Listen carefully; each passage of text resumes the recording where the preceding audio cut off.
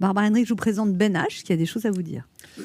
Barbara Hendricks. Il a d'ailleurs les mêmes initiales que vous, mais il est moins connu pour l'instant. Un peu moins.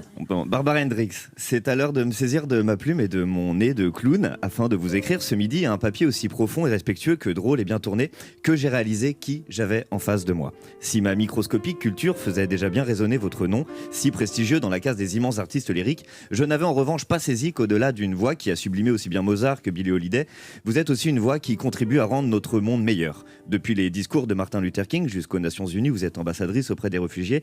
Barbara Hendricks, vous n'êtes pas qu'une simple invitée parmi tant d'autres. À mes yeux, vous représentez une certaine idée de la beauté du monde, une sorte d'artiste parfait, le talent, le rayonnement, l'engagement.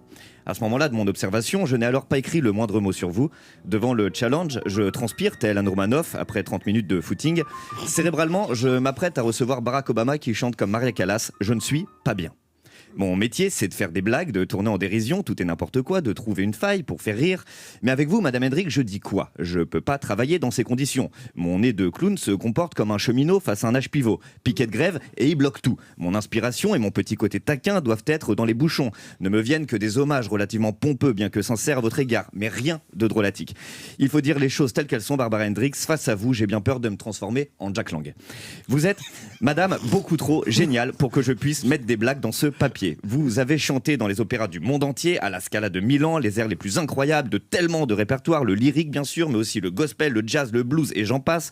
Je pourrais revenir à un exemple parmi tant d'autres sur votre prestation lors de la première historique de Turandot à la Cité interdite de Pékin en 98. Vous aviez interprété le rôle de Liu dans l'œuvre dirigée par Zubin Mehta dans une mise en scène de Zhang Yimou. Alors je sais absolument pas ce que je viens de dire, je ne connais même pas ces gens-là, mais rien que de les citer, ça a l'air d'être tellement dingue.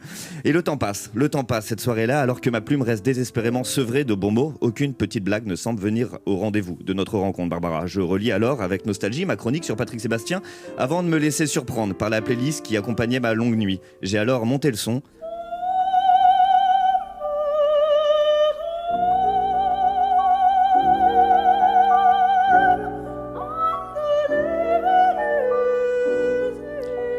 Et cela a bien confirmé l'idée que j'avais depuis le tout début de ce papier. Si j'ai été honoré de pouvoir vous parler, Barbara Hendricks, le mieux définitivement, ça reste quand même de vous écouter.